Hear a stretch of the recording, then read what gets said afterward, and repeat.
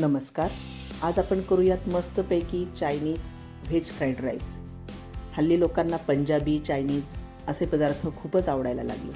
त्यामुळे आपण हा घरच्या घरीच करून पाहूयात व्हेज फ्राईड राईस. त्याकरता लागणारं साहित्य आहे शिजवलेला मोकळा भात आहे, बारीक चिरलेला कांदा, बारीक चिरलेली हिरवी कांद्याची पात, बारीक चिरलेला कोबी, सिमला मिरची, गाजर, फरसबी, आलं लसूण paste, red chilli sauce, soya sauce, vinegar, मीठ आणि बारीक चिरलेला लसूण.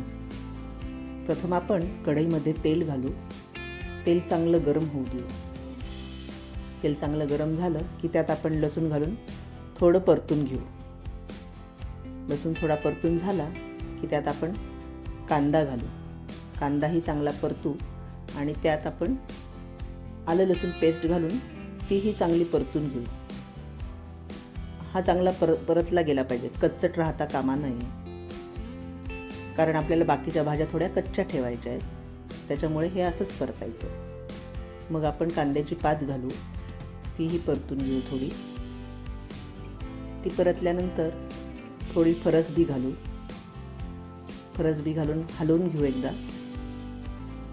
आता आपण त्यात बाकीच्या भाज्या म्हणजे गाजर, सिमला मिरची, कोबी ह्या सगळ्या भाज्या आपल्या घालून घेऊया आणि परत एकदा व्यवस्थित परतून घेऊ.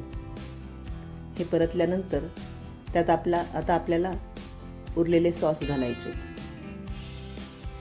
हे red chilli sauce, soya sauce, vinegar आणि मीठ असं घालून आपण छान हलवून घेऊया. हे एकसारखं करून घेऊ.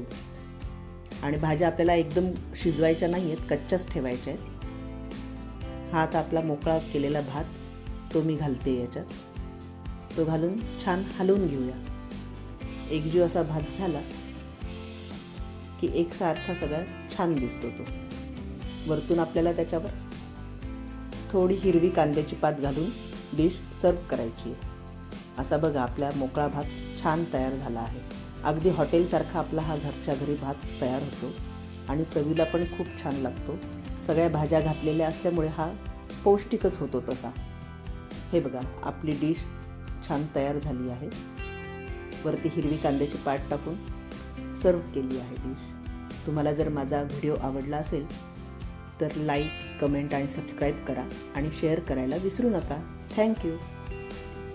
टेस्टी होममेड रेसिपीच्या बाजूला बेल आयकॉन आहे, त्यावर क्लिक करा आणि ऑल सिलेक्ट करा.